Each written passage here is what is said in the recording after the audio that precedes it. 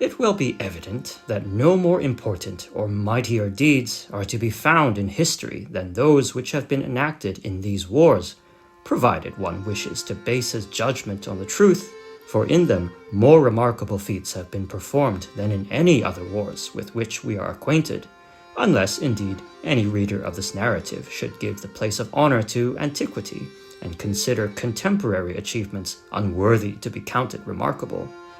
There are those, for example, who call the soldiers of the present day Bowmen, while to those of the most ancient times they wish to attribute such lofty terms as hand-to-hand fighters, shieldmen, and other names of that sort.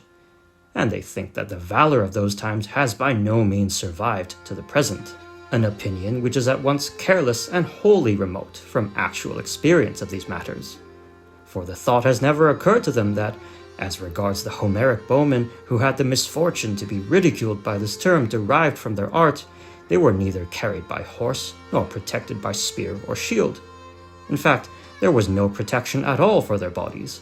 They entered battle on foot and were compelled to conceal themselves, either singling out the shield of some comrade or seeking safety behind a tombstone on a mound, from which position they could neither save themselves in case of rout nor fall upon a flying foe.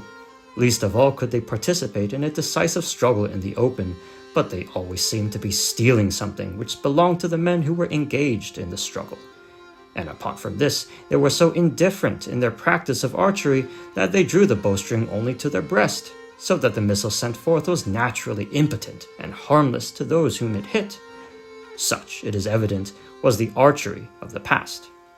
But the bowmen of the present time go into battle wearing breastplates and fitted out with greaves which extend up to the knee.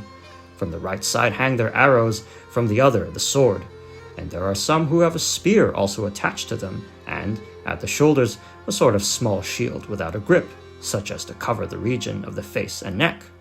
They are expert horsemen, and are able without difficulty to direct their bows to either side while riding at full speed, and to shoot an opponent whether in pursuit or in flight.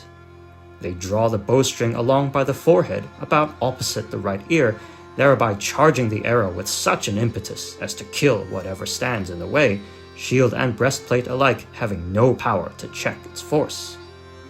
Still, there are those who take into consideration none of these things, who reverence and worship the ancient times and give no credit to modern improvements. But no such consideration will prevent the conclusion that most great and notable deeds have been performed in these wars.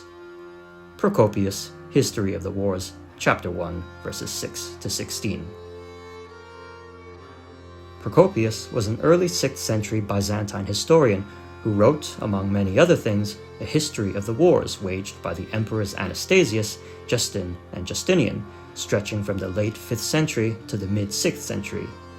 Right away, he makes his point in the passage pretty clear.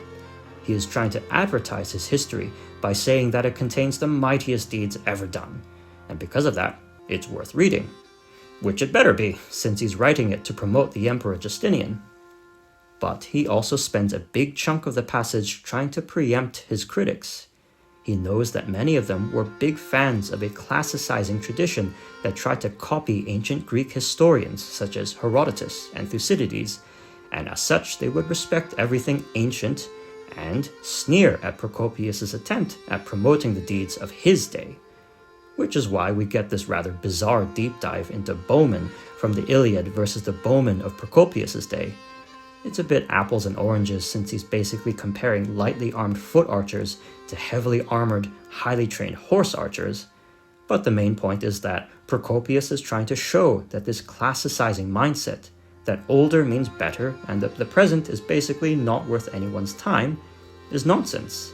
And he is doing that basically as a bit of PR for his best-selling book, which, say what you want, is a delightfully petty and modern thing to find in a 6th century Byzantine historian. Anyway, I highly recommend reading Procopius, and especially his History of the Wars.